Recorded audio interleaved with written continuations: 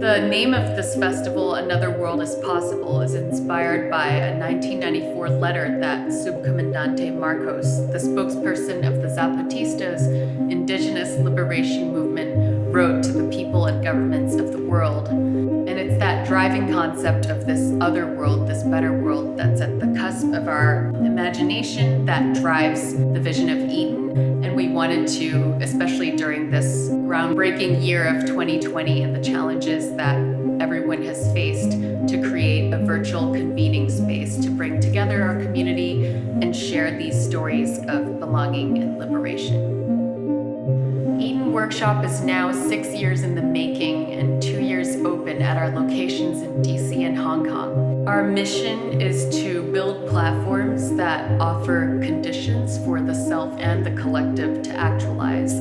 I've taken my biggest influences in life, grassroots activism, underground art and music, and holistic wellness, and channeled that into the properties that have under one roof cinema, artist studios, music venues, community radio stations, and I wanted this space to really reflect that sense of something more profound. Partnering with the right people in the community to make sure that we create a space that's protected, despite all of the systemic challenges of any aged industry like this one. Do you want to be estranged from the community, or do you want to be part of the community? And I think it's easy for a business to just have profit in mind, but if you want to be part of the community, you have to have other things that are part of that bottom line. Physically, for folks having a space to hold their meetings, for people coming from around the country to have a place to stay when they bring their struggle to the halls of Congress. Having this as a hub, it's critical, not only for our local folks, but also for our national and international activist community. Re-envision how it uses spaces, how it could be a space of generosity, how it could help revive imagination, how it wanted to be a space for art and culture and also for social change. What Another World looks like is finding our passions and being able to live in it and allowing for those things to support community, to creatively live out our life and be in community with one another, be in deep and right relationship with one another. Another world is possible. It's not just something that's far off that one day we'll achieve. Rich, poor, black, white, indigenous, any color, living self-actualization, that is the beginning of a fractal that spins outward and touches all of us. I think back on older relatives, elders in my life and ancestors and everything the struggle that they were engaged in, and it's because their process of liberation, everything they accomplished so that I can live in this way, that was their own liberation. They lived it themselves. Our realities are also different, whether we're here on K Street or we're in the mountains in Chiapas, or we're in the bayou in Louisiana or in the redwoods in California. We can accomplish so much in this lifetime. With this festival, Another World is Possible, the films and the content are no longer just films. They become part of a larger social change movement and an imagining of a better world.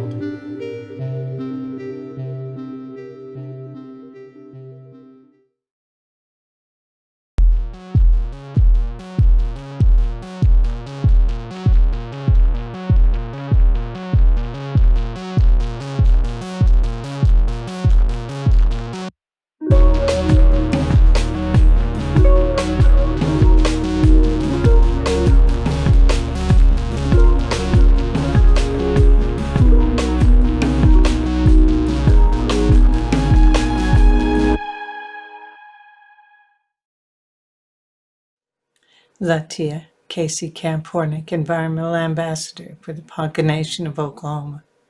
Want to say thank you to Eaton Workshops, Another World is Possible, and the support of Movement Rights. Movement Rights is a small nonprofit that helps us to support the rights of nature, and for the Ponca people, we have put that into a statute with the help of Movement Rights. And we also work hard on indigenous rights and sovereignty and fight hard against the fossil fuel regime, doing the destructive work that they're doing against our Mother Earth. We know that this time is important for all of us to join together and to build this new system of belief that understands that we must live in harmony with all that is.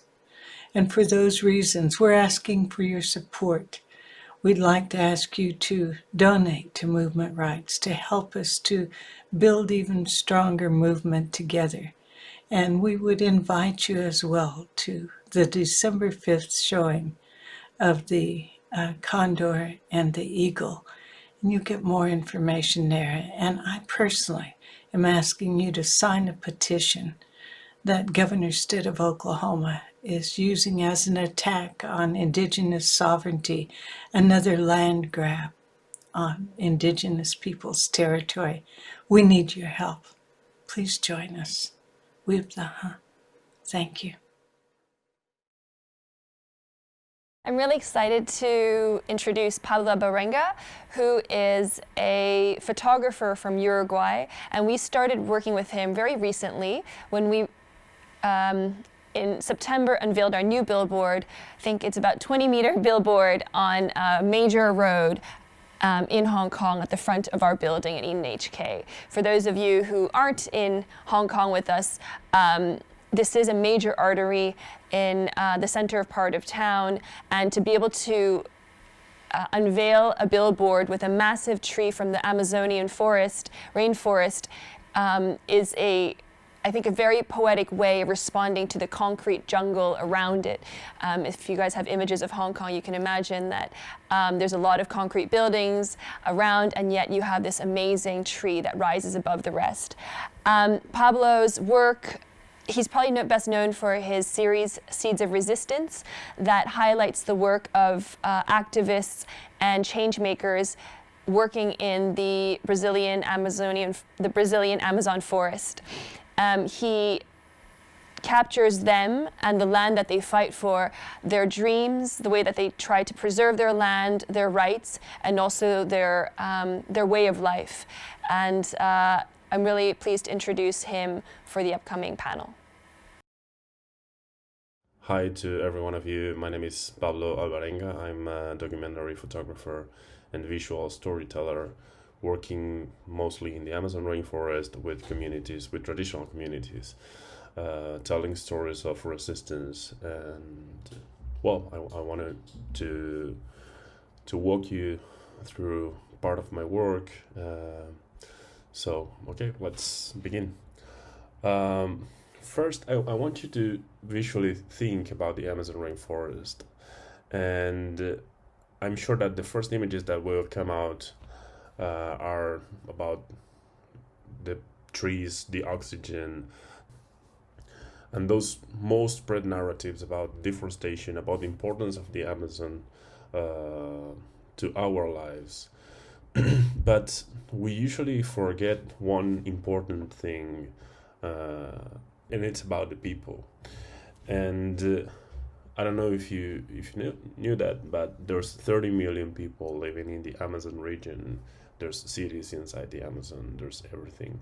And it goes far beyond what we visualize, what we can imagine. So I was really interested in telling these underreported stories and go beyond this green wall to tell stories about the people that is fighting and resisting there. So when I first started working with these issues was in October 2016, when I went to Mato Grosso do Sul, which is the most violent state in Brazil with indigenous communities. To give you some numbers, in that part of the world, less than 1% of the landowners control almost half the land available for agricultural purposes.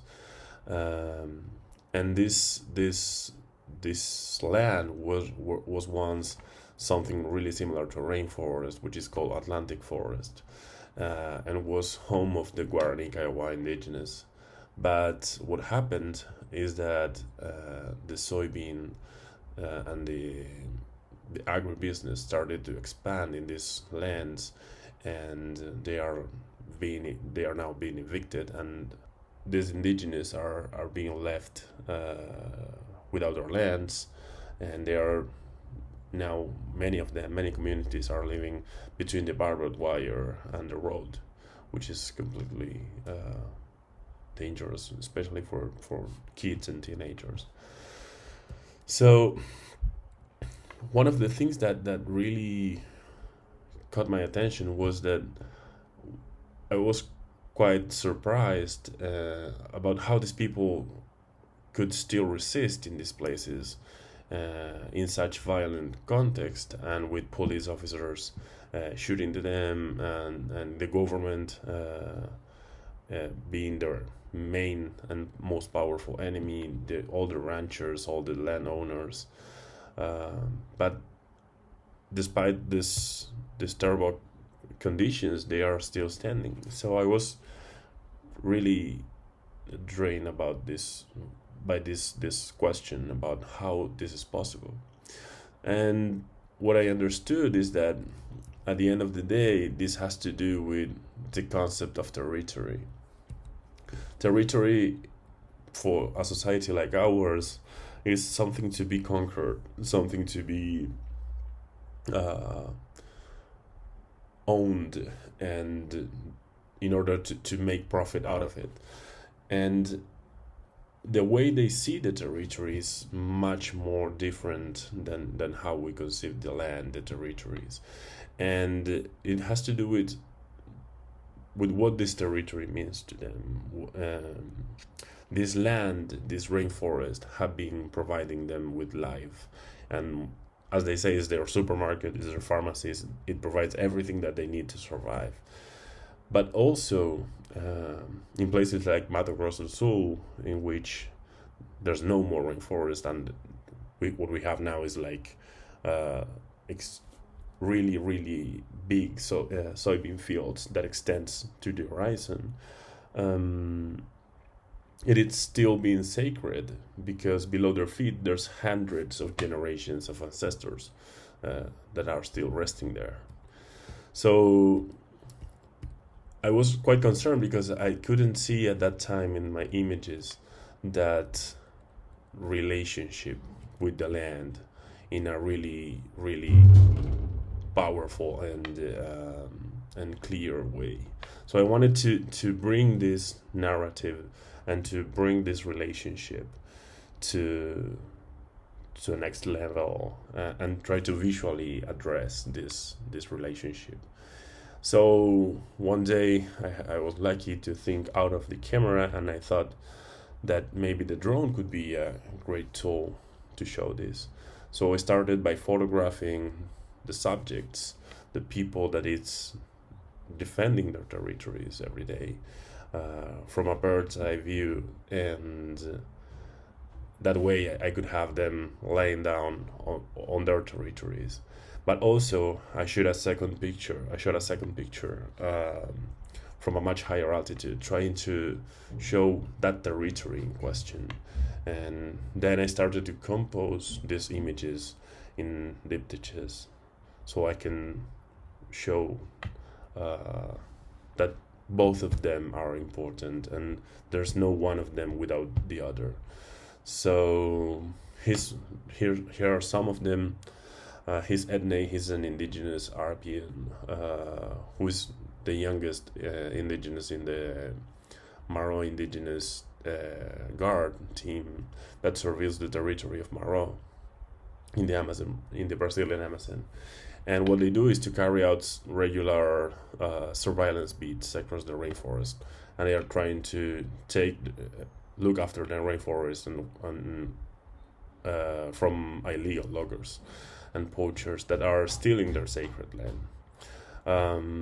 What you can see at the right of the image, it's 26 huge precious logs that were captured by the Maro team on one of their beats, and that are now laying down by the road track.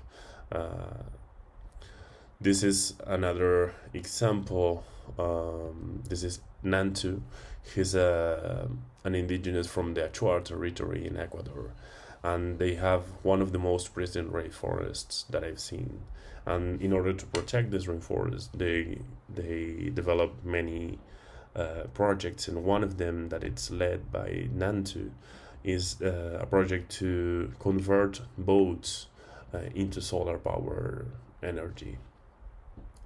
So they have now like two boats operating that are used collectively between the communities, and they are doing a great job there. So you can see Nantu laying down on his land over some palm leaves that are one of the most coveted palm leaves, because they use that to build their traditional roofs. And what you can see at the right is that pristine rainforest in which they are living. There's other kind of struggles as well, let's say in a more cultural way. So she's Vero, she's another indigenous from the Achuar territory, and she's laying down on his land, and what you can see at her side is all the medicinal plants that she's using to help women to deliver in the rainforest. In the Achuar culture, women used to go alone to the rainforest to deliver by themselves, but that's too risky, and if any complication emerges, maybe the mothers and the mother and the child could lose their lives. So Vero is trying to become the midwife of her community. So that's another great way to defend this territory. Another interesting thing is that territory is much more than a parcel of land. It's their culture, it's their religiosity, it's their religion, and many cultural aspects that they are trying to defend. So what I'm trying to do with this project, which is called Seeds of Resistance, is to make some sort of map of the resistance in the Amazon, portraying many of these people that are every day at the front lines. So thank you for being here, and we talk soon. I like to talk about how things always come full circle. This feature documentary, The Condor and the Eagle, came out just as the US had exited from the Paris Climate Accords, and now as you're watching it, the US is hopefully about to re-enter the Paris Climate Accords. This film is dear to Eaton, and we have evolved together. At Eaton's opening in DC 2 years ago, we screened a rough cut of this film as a part of our festival. We've kept in touch with some of the film's protagonists, and a few of us earlier this year worked together to form an urgent coalition to deliver PPE to indigenous communities in need from the Navajo to the Amazon basin. We've decided to focus our festival call to action on an effort led by one of the film's protagonists, Casey Camp-Horinek, whom you heard from earlier in this broadcast. She's been working with movement rights on a Rights of Nature campaign as a way to prevent fossil fuel drilling on indigenous lands. To support this work, go to movementrights.org or our festival website under the Take Action button to find out more. This film beautifully weaves together a portrait of the indigenous efforts from the north to the south to fight for climate justice, while connecting it to personal awakenings and journeys of the protagonists. I wish you a screening experience in which you allow yourself to connect with your deeper self and with nature, while also letting yourself feel the full urgency of our planetary crisis. Come back to our festival website after this screening. We'll be hosting a live panel with the protagonists from the film. It'll be an amazing opportunity to talk with them and ask questions about what you just saw. I hope you enjoy the screening.